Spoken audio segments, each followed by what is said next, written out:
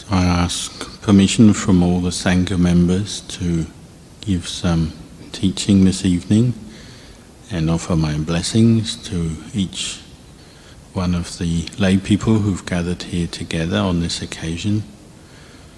We've come together to practice Dhamma today.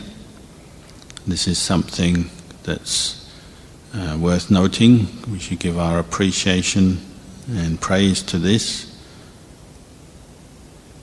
We've come through the 3 months of the rains retreat, the Vasa time now, and completed the Katina ceremony last week.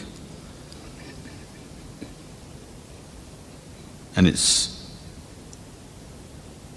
important for us to see that the practice is something that has to continue on now.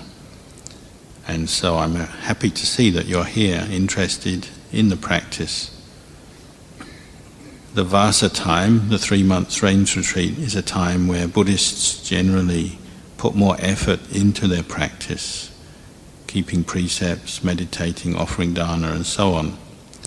But so often after the Vasa time, people tend to leave the practice behind, give it up, maybe until the next Vasa. But really it's our duty and our role as Buddhists to continue with our practice all year round, as long as we still have the kilesa, the mental defilements afflicting our mind. We still have negative conditioning in terms of our actions, our speech, our mental states. Then we have to keep practicing. So we have to practice carefully, mindfully, vigilantly throughout, with a sense of continuity, because the kilesas are there all the time. The kilesas don't choose a time when they arise and then disappear, like they don't come up just in the Vasa time and then after Vasa they disappear. They're affecting us all the time. Ajahn Chah compared it to food. You don't just eat food for 3 months of the Vasa and then the rest of the year you don't eat food. It's something you have to keep doing continuously as long as you're alive. The practice is like that. In my monastery back in Thailand, it's like that. During the Vasa time, the 3 months rains retreat, lots of people come to listen to Dhamma, to make offerings, to practice meditation. But then after the retreat is over and after the Katina, a lot of them seem to just disappear. Maybe only half the numbers are left outside of the Vasa time.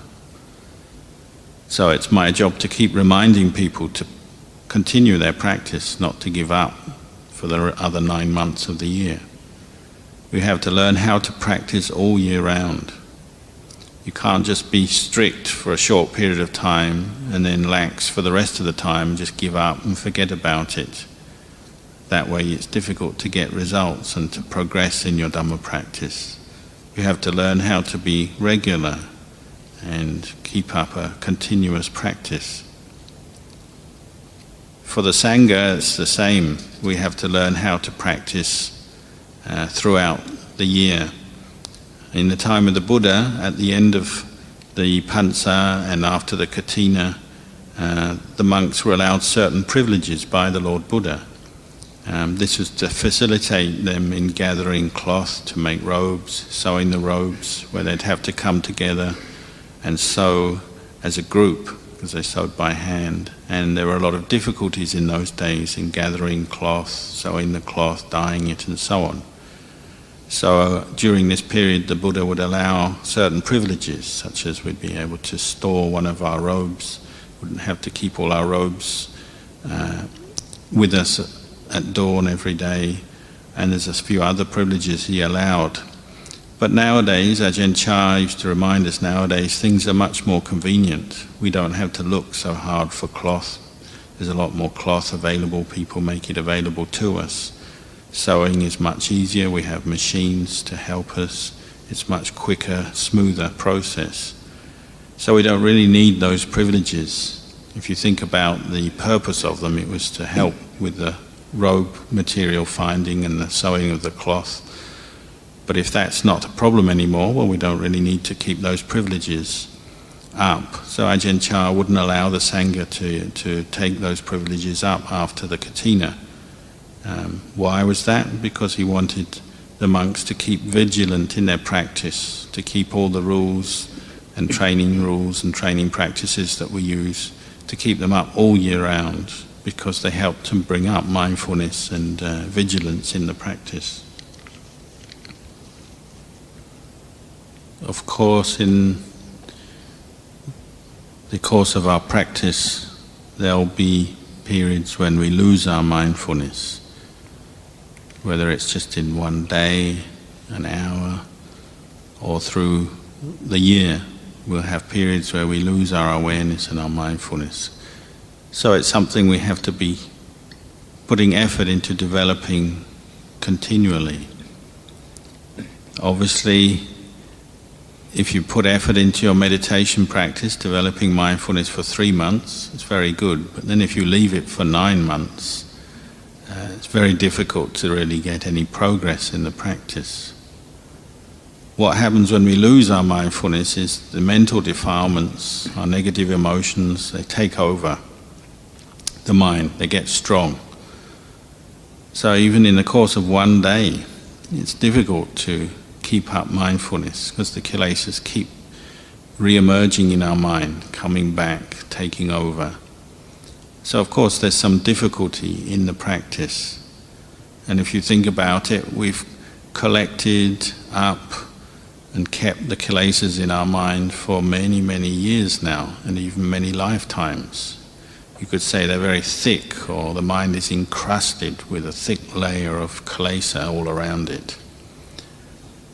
So in Thai we have the phrase, we say we have to learn how to scrape them off and really dig them out, scrape them out from the mind. If you want a comparison, maybe you might compare it to metal that's got rusty. If you have some metal, some steel that's gone rusty, the longer you leave it, the worse the rust becomes, and then the harder to get it off. It gets right into the metal, right deep into it. And if you don't do anything about it, well, gradually it ruins the metal. People can be like that. Sometimes we just let the practice go, give it up completely. But what happens? Well, the kilesas start to get very strong, very thick, and they affect our whole well-being and our behavior. And it's only when you realize this problem, then you'll see the need to keep practicing, to keep coming back to the practice, putting in the wholesome effort to bring up mindfulness and so on. And you won't be put off by the difficulties. Those people with merit, you look at them sometimes, we think, oh, they can practice without having to put any effort in. But don't think it's like that. Anyone with merit is somebody who's, well, they've developed that merit, they developed the skills and the good qualities through much effort in the past. And actually, you might notice sometimes people who we look at and think have a lot of merit, often they are putting a lot of effort into their practice. We just don't realize. So in the end, this is something we have to keep building on, building merit, developing merit through our actions, skillful actions, body, speech and mind. To get inspiration and guidance in the practice, we have to look at how our teachers practice themselves. Some of them had to put themselves through great difficulty, even to the point of putting their lives at stake for the practice. They're willing to face up to the various difficulties that came along. They had great determination, what we call adhitthana barami, resolution, determination to practice properly and to reach the goal of the practice. In northeast Thailand we had a phrase, if it's not good, let it die. If it doesn't die, make it good. Or another phrase that Ajahn Chah would talk about was, practice right to the end of it, or dig down till you reach the point that you're aiming for. These are the kind of phrases he would use to inspire practitioners to really put effort into their practice. As long as the kilesas are still there, then there's still more that you have to do.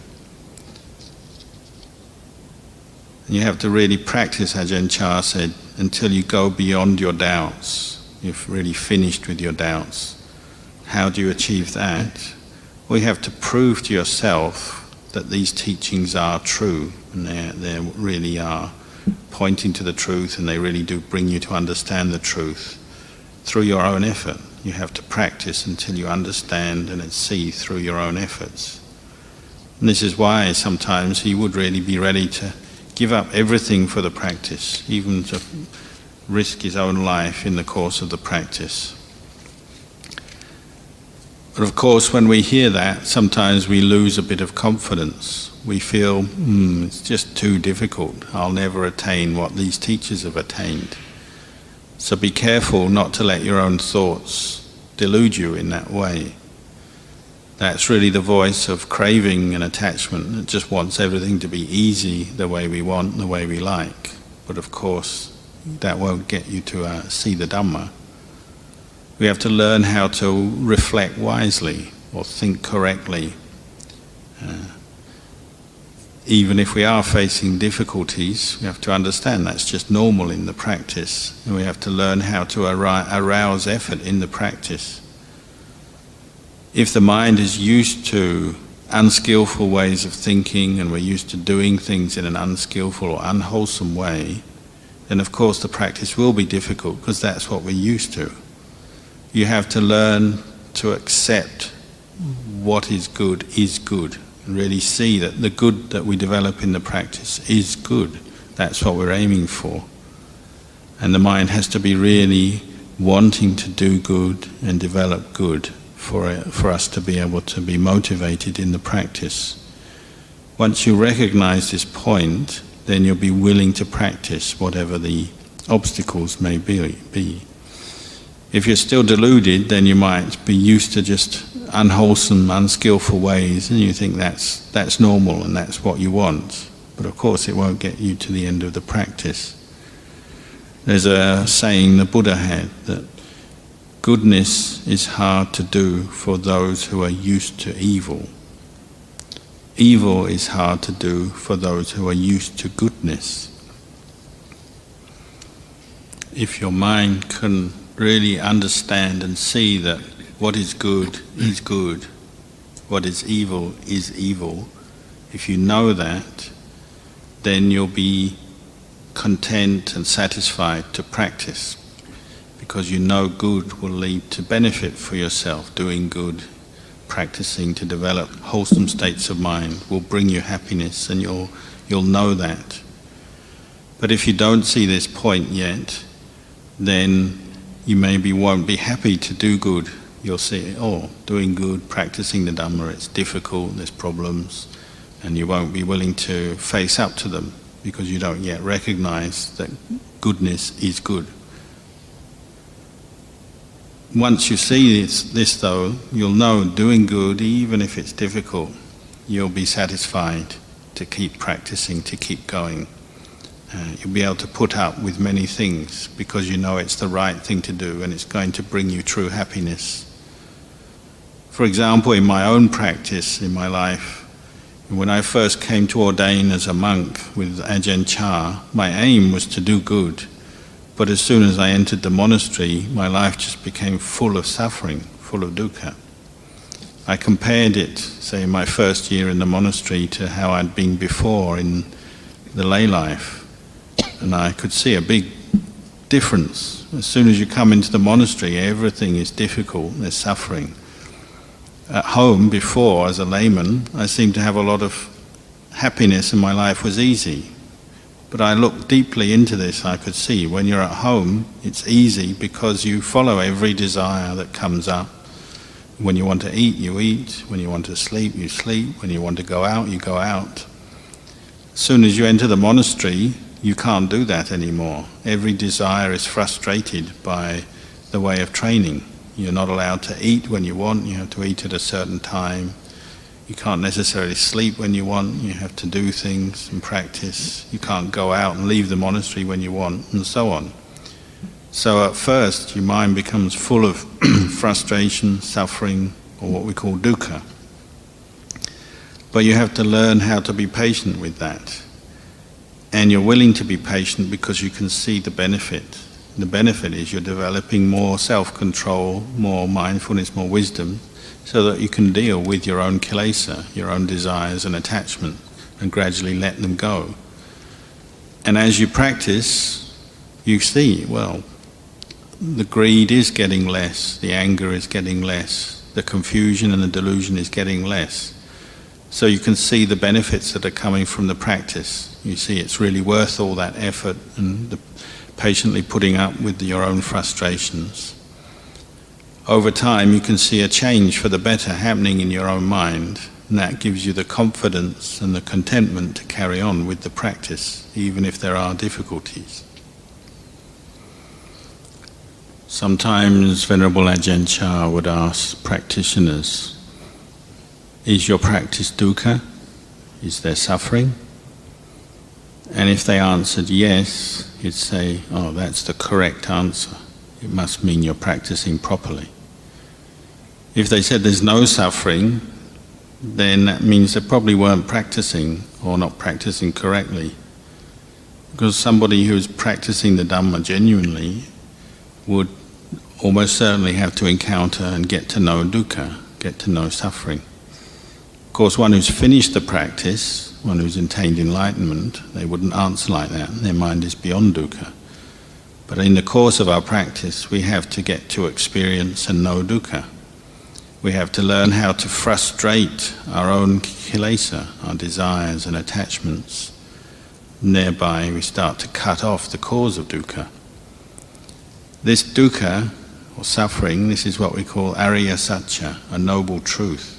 It's one of the four noble truths that the Buddha taught. And it's forms part of right view, right understanding of the way things are. We have to learn to see and know dukkha as dukkha, to know suffering as suffering, to really see it clearly for what it is. Once you know it, then you can understand it. You can understand its cause and you can understand how to transcend it. It's a bit like living in the forest here in Australia. You meet different creatures every day, insects, snakes and things. And you have to get to know what they're like. Say here you might get to know that a tiger snake is poisonous. It might have so much poison it could even kill you if it bites you. But once you know it as a poisonous snake, then you can live together with it in the forest quite peacefully because you know it for what it is. If you didn't know it was poisonous, well, maybe you just go up to it and grab it and play with it, it'll turn around and bite you and kill you. But once you know it for what it is, then you can live with it and understand it. Or Ajahn Chah gave the comparison, to know a lemon and to know what it tastes like, to know that it's sour, you have to bite into it. You really experience it, then you'll know for sure what it tastes like and what the sour taste is like. If you never bite into it, well, you'll never really know. So dukkha, or suffering, is an experience that we have to get to know, to really be aware of and understand in this way.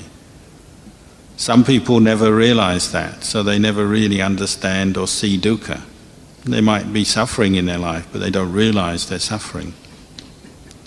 And you don't have to look very far to understand or see dukkha. It's around us all the time. You just look at your own body and your own mind on a daily basis, then you'll start to see these Four Noble Truths at work. Just look at this body, it's constantly changing from moment to moment, experiencing different changes, pleasure and pain and so on. This is showing us dukkha all the time. And once you start to see this, you see the nature of suffering, see the dukkha in this body, then the next step is to see that the cause of dukkha is desire and attachment, and this is something to be abandoned or let go of. So you could say all of this is samma ditthi, right view, or looking at things with wisdom, we're learning to see and know what is suffering, what is its cause, what is the cessation of suffering, and to know what is the path of practice that will lead to the cessation of suffering. At first we just know it on paper, just the theory, but we have to learn how to practice with this as well. The reality comes through the practice, actually realizing these Four Noble Truths through our experience. We have to come to know dukkha as dukkha, without running away from it or hiding from it. We really have to learn to look at it and know it for what it is. We have to learn from our own experience, not just from the books. And once we learn through the practice, then we'll understand how to end suffering for ourselves. If you compare suffering to an illness, then you could say that the Buddha was the best doctor, because he knew how to cure the illness. He understood exactly what the illness was. He knew its symptoms, he knew what it was caused by, and he knew what remedy to apply to get a complete cure from the illness. For example, when you're walking, say, along a path and you don't have any mindfulness, you might hit a stone or a rock with your foot and actually cut your foot and get a bloody cut or wound because of that. For somebody without wisdom, they might get angry at that point and blame the rock and say, oh, there shouldn't have been this rock here. Get very angry, and they go chasing after the rock and kicking it and taking their anger out on the rock. But somebody who's got wisdom will look deeper than that, and they say, well, really the cause is myself. I didn't have enough mindfulness or awareness, so I let my foot hit the rock. So the real cause of the problem is not the rock, it's the lack of mindfulness. This is the way they teach us to practice. We have to learn how to see and know ourselves. So it's a bit like you step outside of the situation or step out of yourself and look back at what's going on. And with wisdom, then you can understand. So instead of blaming the rock and chasing the rock, you're looking for the correct medicine that will help to cure your wounded foot. If you don't do that, if you just go around blaming rocks and taking out your anger on them, well, meanwhile your foot with its wound might just start to get infected and rot away. Things will get worse. Our job is to leave the rock and go back to the foot and start looking at that, how to apply the right kind of medicine to clean that wound and get a good cure for it. This is the way of practice. We have to go back, look at the cause. What is the cause of this dukkha and this suffering? Not just taking it out on external things that are involved. If we learn how to assess what the cause is, then we'll also be able to know what remedy we can apply, what medicine we can use to get a cure. The Buddha always said, once you look and you understand what dukkha is, and you understand what the cause is, then you can see, well, this cause is what really has to be abandoned. That's the most important thing. In the case of the rock, you might mean, well, I'm not going to walk down that pathway anymore because there's too many rocks there, it's too dangerous. In terms of dukkha, it's about learning where the dukkha is coming from in your mind, see where the desires, the attachments are, and they're what you have to be abandoning, letting go of. That will bring you to a cure, a remedy of no suffering or freedom from suffering. You have to know what is the cause clearly. Once you know how to remedy the cause, then the suffering will cease. This is what we're studying and practicing, learning to understand what is the nature of suffering, what is its cause, and how to abandon that cause so that we can realize the end of suffering. And we have to learn how to be content to do this. So the nature of practice is about looking inside very closely at ourselves, not looking at anything very far away. I understood this point when I was living with Lumpur Ginari, one of Lumpur Cha's teachers. And Lumpur Ginari was a very quiet monk of few words, but everything he said had great meaning. He was very wise. When I was a junior monk, I was sent to live with him. And he told me how in the beginning of his own meditation practice, he didn't understand what it was about. And he was always looking a long way away from himself as the source of meditation and focusing on things that were outside of himself. Then he started to realize that's the wrong approach. He started to turn his attention back towards himself. But he said it took some time. It's as if, first of all, his mind was always 100 meters away from himself, way out there, looking at things in the world and attached to things in the world. Little by little, he was pulling it in through the power of the practice. So it's maybe only 50 meters away, then only a few meters away, and then just 1 meter away, and then just half a meter away, until finally it reached itself, meaning his awareness was turned inwards and he was just watching the mind itself. This is what the Buddha calls opanayiko, internalizing the Dhamma, where you turn your attention inwards or incline the mind towards the Dhamma, and you find the Dhamma inside. The truth comes inside. The more we let our minds go out to the world, the further away from the Dhamma they go. They get caught up and entangled in the world, which results in our own confusion, mental proliferation, and suffering. And we don't really see or know the truth. If we keep following our moods and mental states, that's the way it is. Your mind just is lost and it keeps going from here to there with no foundation and no understanding. All these moods, mental states we experience, they're a bit like rubbish or dirt. The mind is like a receptacle, say like a bowl, a clean bowl. If you have a receptacle like a bowl, well, that bowl can hold many things. Sometimes it can have dirt or rubbish placed in it. Sometimes it can have clean things put into it. The mind is like that. It can take up a good mood, a skillful, wholesome mood, or it can take up a very unwholesome, unskillful mood or object. The mind of an unenlightened person, a patujana, is a mind that has not yet renounced kilesa, has not yet renounced unskillful mental states. So it keeps producing dirt for itself. It keeps holding on to that which is inherently dirty or causing suffering to itself. The mind keeps attaching to that which is like dirt or rubbish, and so it just keeps on suffering. The nature of the mind itself, though, is naturally to be pure and clean. Say the original state of the mind is not dirty, it's clean.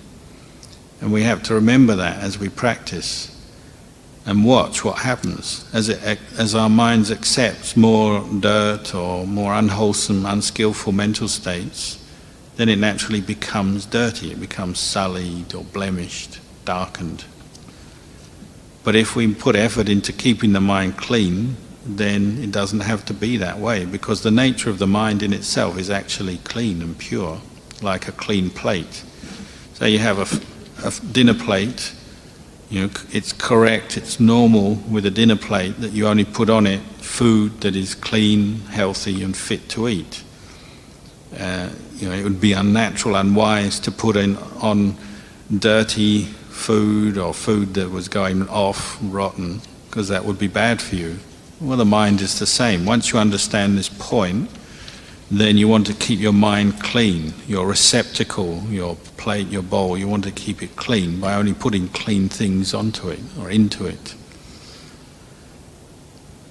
But at first, often we don't even know what we're doing with our minds. We quite habitually are putting things into the mind that are just rubbish or dirt, and that's why we keep suffering. We don't realize what we're doing. So we have to learn how to appreciate what is cleanliness, what is dirt, what things keep the mind clean, what things make the mind dirty and bring more suffering. Once you appreciate or recognize that point, this is what we call opanayiko, where you've turned your attention inwards and you can start keeping your mind in a clean, wholesome state, free from suffering. Once your mind is clean and clear of dirt and rubbish, then even the slightest speck of dirt, you'll fear it, you won't want it there, because you'll know it's a cause of suffering. So you'll just quite naturally keep on cleaning your mind and looking after it. Tonight, then, I've just been giving you a few reflections on Dhamma practice. In summary, I'll just say that the heart of the Buddhist practice, the Buddhist teachings and the practice of Dhamma is learning how to purify your mind, free the mind from the asavas and the kilesas, these deeply ingrained mental defilements that affect the mind. What we call aramana or aram in Thai. Aramana means mental objects that affect the mind. These we can say are like rubbish or dirt. The mind itself is a receptacle. It's something that is inherently clean, but if it keeps grabbing onto, holding onto different mental objects, mental states with attachment, with desire, well then it becomes dirty. You have a plate, a clean plate, you keep putting dirty things onto it, well it gets more dirty. But if you look after it and just put clean things onto it, well it will stay clean. So reflect on this teaching that I've given you tonight, and I would like to express my appreciation to everybody for all your efforts in the practice. You've come here to meditate, chant, listen to the Dhamma teachings tonight. I wish you all success in your Dhamma practice. May you flourish in the Dhamma of the Lord Buddha and come to experience more happiness through your practice.